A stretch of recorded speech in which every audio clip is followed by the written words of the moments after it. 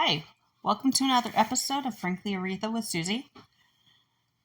I hope you enjoy this week's project I'm calling the Grapes of Wrath.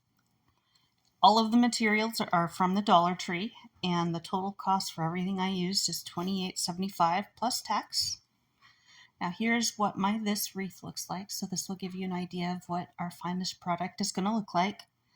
The materials needed: I have 2 of these picks with the green leaves and pine cones, 4 picks of the purple beads, 2 different packages of pumpkins, 1 package of the decorative mesh, 4 picks of the white sunflowers, 1 pick of miscellaneous white flowers, a purple tube, 1 cream leaves, 4 picks of purple leaves, and 1 pack of purple wheat. Materials required are our Lazy Susan, our mat, finger covers, glue gun, scissors, wire cutters, glue sticks, clips,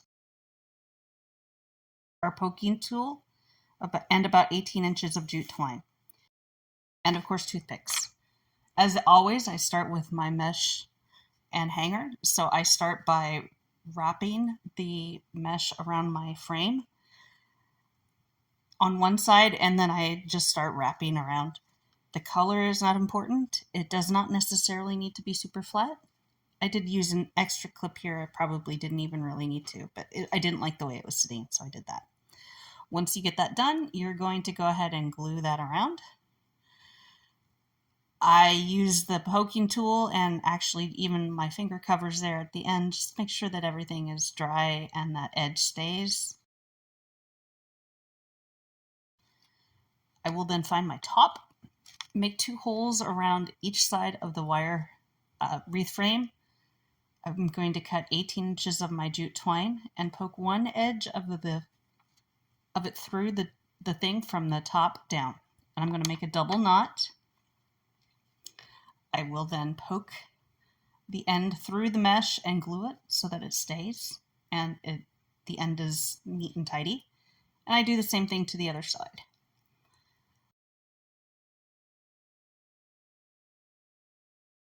Okay, I've already taken the liberty of cutting everything.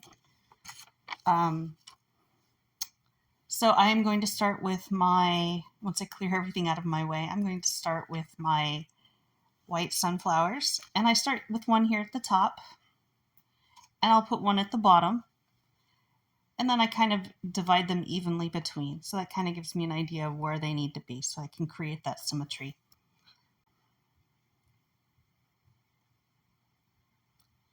So there are multiple places you can put it. As you see, I kind of put it right in the center, and that way they kind of pop.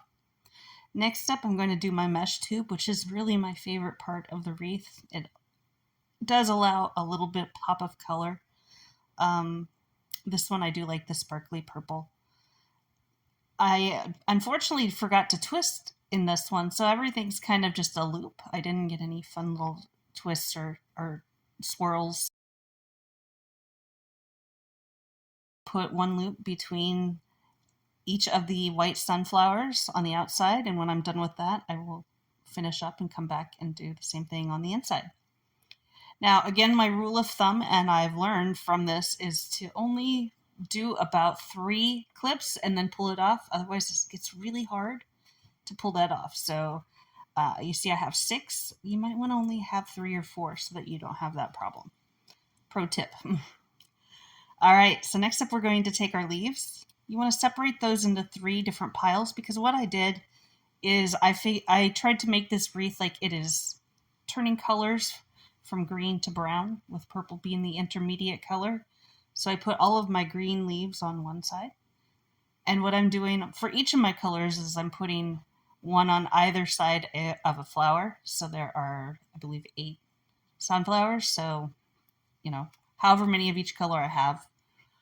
So I did my green first, then I did my brown on the other side, and I put the brown color on the outside. Like I said, I really wanted it to make it look like this was turning colors, and I wanted to show that gradual change of color.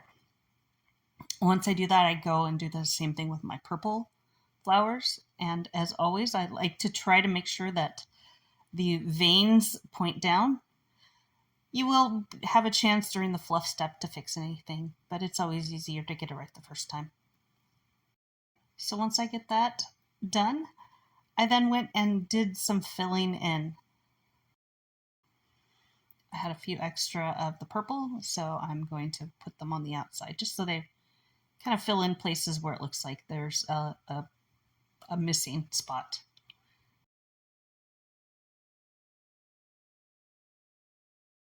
Same thing with the brown. I had an extra, but I go ahead and put it in.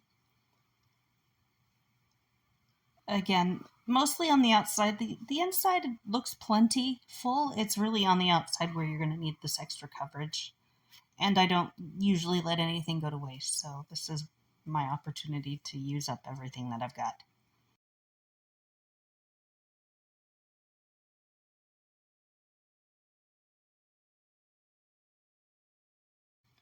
Okay, coming up, I've got my pumpkins. Once I finish this up, you will see that I've opened up my pumpkins. What I do with these is I cut a toothpick in half.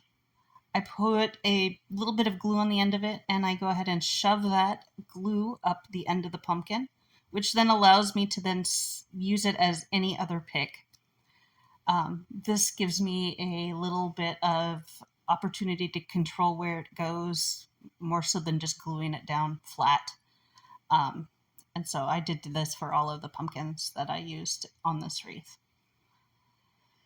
Once I've got my pumpkins down, I did my pine cones next, and I am just sorting them between the flowers. I don't want them touching any of the flowers. I don't have enough to have them every flower.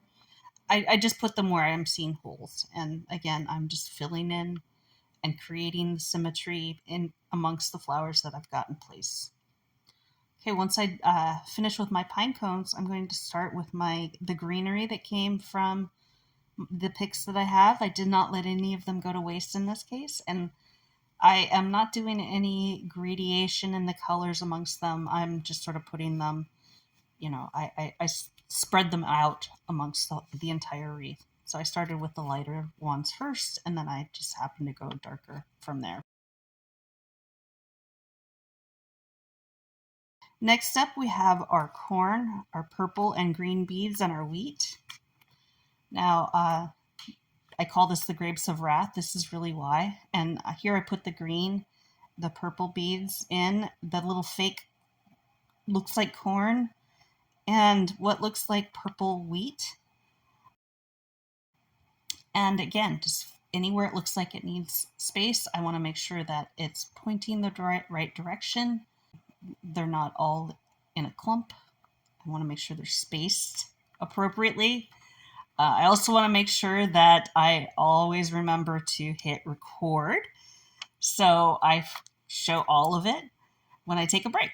So you missed me putting out the little wheat and finishing up with the seeds, but trust me, I did do that. They're glued in there.